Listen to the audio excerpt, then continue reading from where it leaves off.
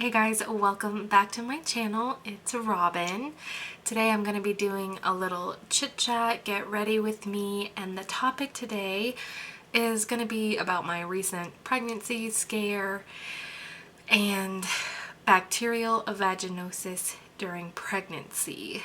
So if you are interested, please keep on watching, and as always, remember to hit that like button, leave a comment down below, and subscribe to my channel. I would really appreciate it.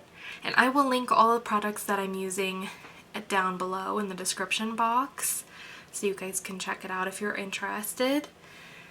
Without further ado, let's get into it. So I have a very long list of notes. I've done quite a bit of research on bacterial vaginosis specifically to kind of help people out for those of us who aren't very familiar with it, or those of us that are pregnant and have it, things of that nature. So if you see me looking down, that's why. So essentially what inspired this video is I actually ended up going to the hospital yesterday because the night before, around midnight, I was laying on my right side in bed, but I had some intense round ligament pain on my lower abdomen, and I rolled over into the middle and kind of sat up a little bit, and I felt a little gush of fluid, and my husband and I just kind of dismissed it, but then I was like, I kind of didn't really feel like I peed myself, but it's a possibility. And he was like, oh, I'm sure you probably just peed yourself, because Lord knows I've done it a billion times since I got pregnant. But it kept nagging at me in the back of my head, like, what if my water broke, blah, blah, blah. So the next day,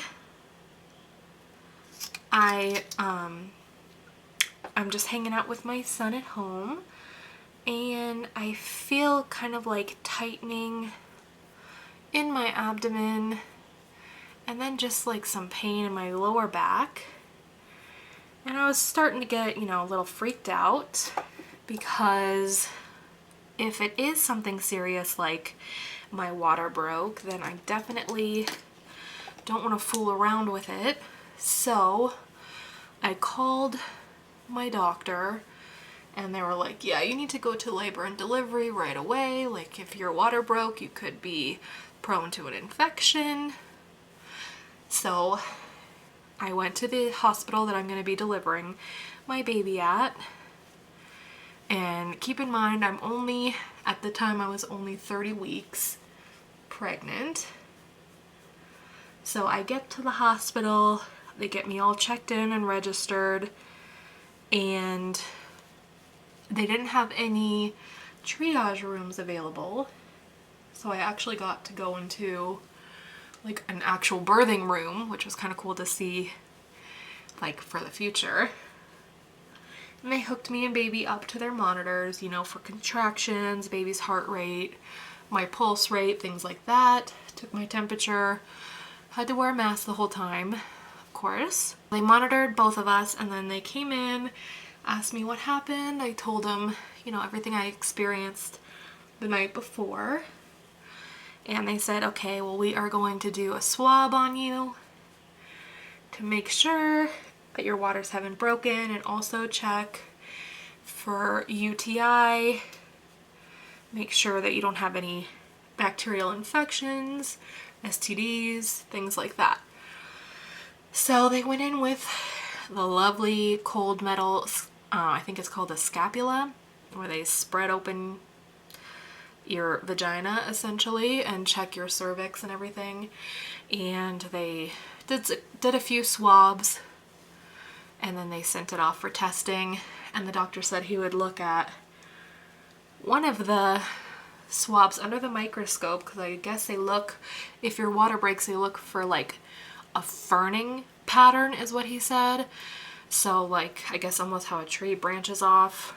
I guess the fluid, if it's amniotic fluid, does something similar to that.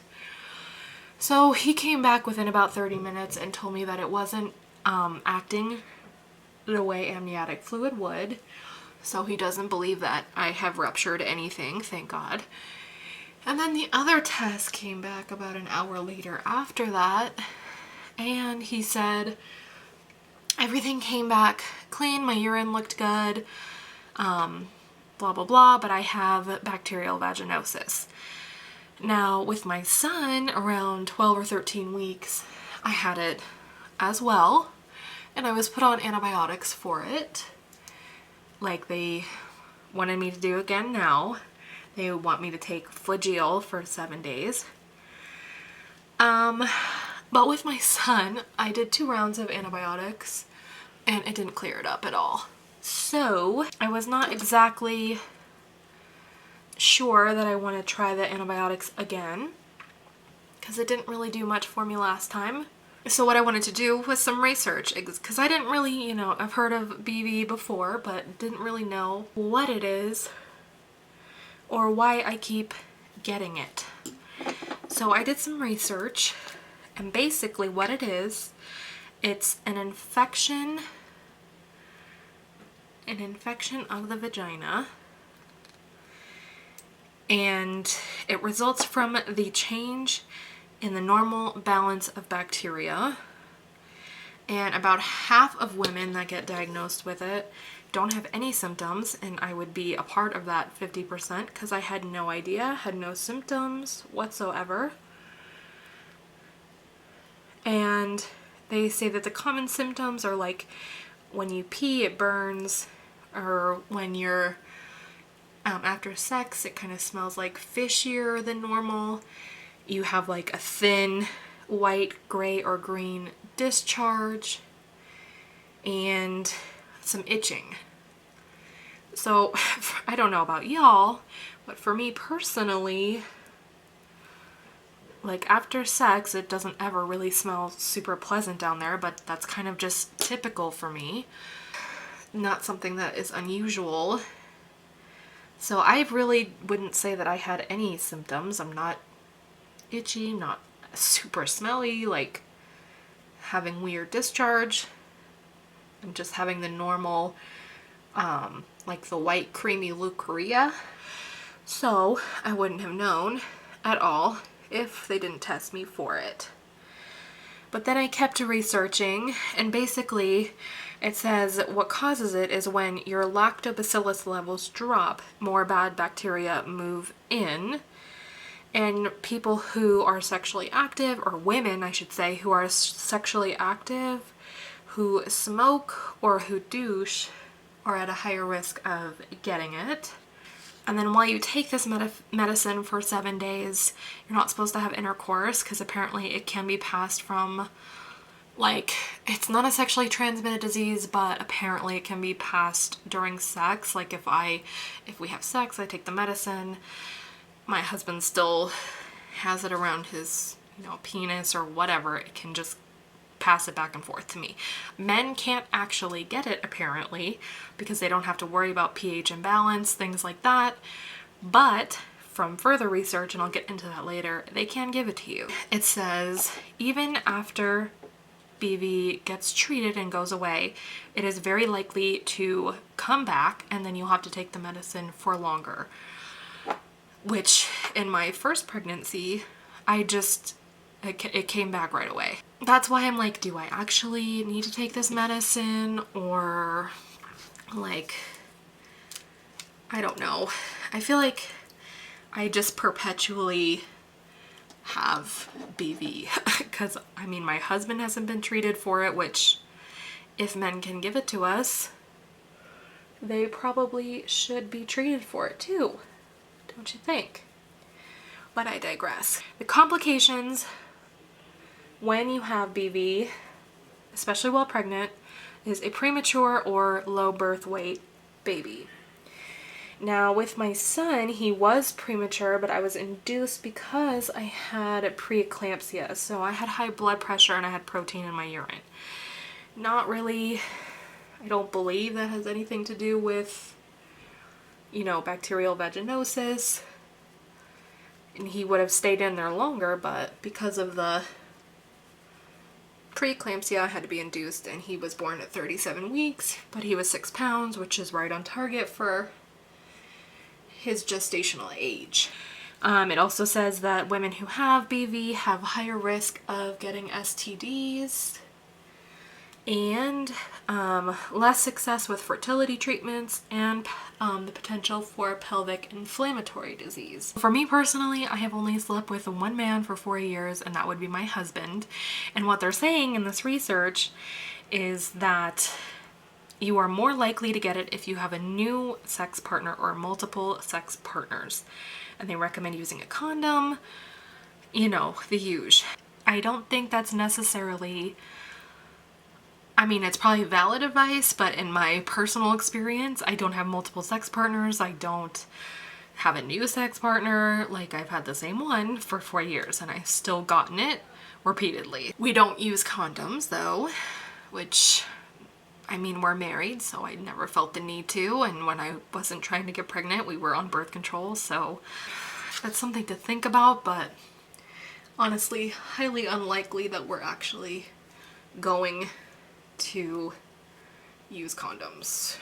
Now, I'm gonna link all of the information that I got down below, so I'll cite my sources like, you know, we do in school. The next thing I stumbled on is, like I said, men cannot get BV, but I was curious because I'm pretty sure it's my husband that keeps giving it to me. According to some research, men can spread it, and basically the bacteria nests under the foreskin of the penis, and the skin that's covered by the foreskin is rich in bacteria.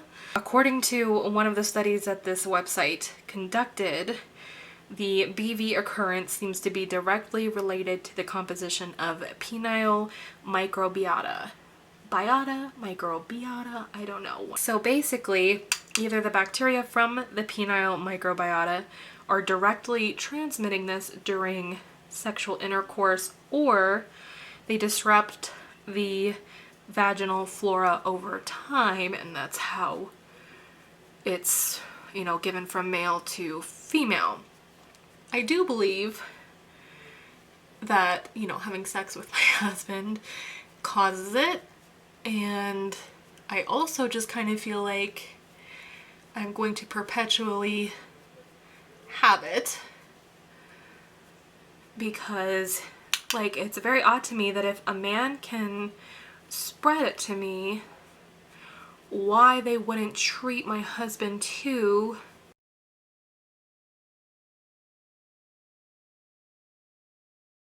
I had done another video in my last pregnancy about ureaplasma, which is another video for another day as far as like an update goes. But when they tested me again the second time in my first pregnancy for the bacterial vaginosis, that's when they said, oh girl, you also have ureaplasma. Yippee. And again, that came with the same concerns of like low birth weight, premature baby, etc., etc. But it was like my first doctor was concerned about it, and then when I had to switch doctors because of my insurance, they didn't test me. They were like, we don't need to worry about that, you're fine. It's nothing that we worry about. So that's why I'm like on the fence about this medicine, because in all honesty, it's just, it doesn't make you feel great. You kind of feel nauseous when you're taking it, and it doesn't really, for me, work. And it literally, when I was researching, it says that it's probably going to come back, which it definitely did the first time around. That was my pregnancy scare at 30 weeks or 29 plus 6 weeks pregnant. Luckily, baby is doing good. They had him on the monitor for like an hour because he kept flipping around on them. They finally got to track it for like 20 minutes or whatever they needed to say that he's good to go. They said that he's a very active baby, which my son was too in the womb. My son also had like a ton of hiccups all the time. This baby, not so much, but I swear my son would have them like 2 or 3 times a day. So basically, but the doctor said that BV can cause some of the symptoms that I was having, such as excess vaginal discharge, which kind of feels like fluid, but he didn't really go into why I was having like a tightening sensation or back pain, probably just because I'm getting super pregnant. But when I was on the monitor, I was not having any contractions at all, so that is good because we need this baby to cook a little bit longer. He's not ready to come out yet. So essentially, despite the hospital bill for them to tell me that I have BV yet again, on the plus side, I got to see where I'll be having the baby, what the rooms look like. So now when I actually go for my scheduled C-section, I won't be running around like a chicken with my head cut off. That's good news. And baby is doing great. The only bummer is I was supposed to have a growth scan at 4:30, but my doctor said, well, skip that. You need to go to the hospital. So now I'm not 100% sure when I'm going to have my growth scan. And if you have any questions or personal, experience with having bacterial vaginosis while pregnant or otherwise, please feel free to comment down below.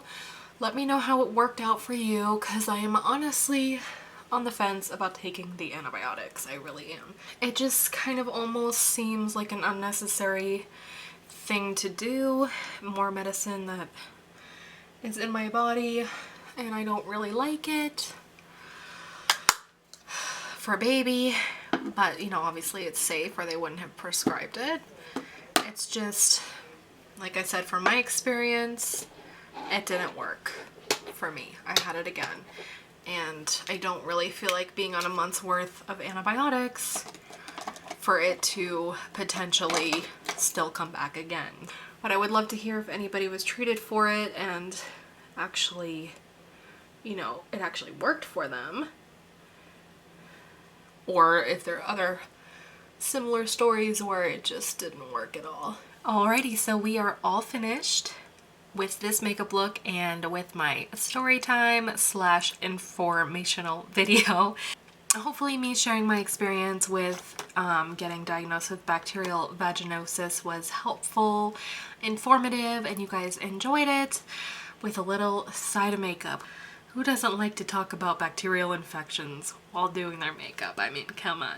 But anywho, thank you guys so much for watching. For those of you that still stuck around, I'm sure I scared off many a man from this video. If you did like the video, again, leave a like down below and please leave a comment. I'd love to know of other women who have been diagnosed with BV, what you've done to treat it, etc.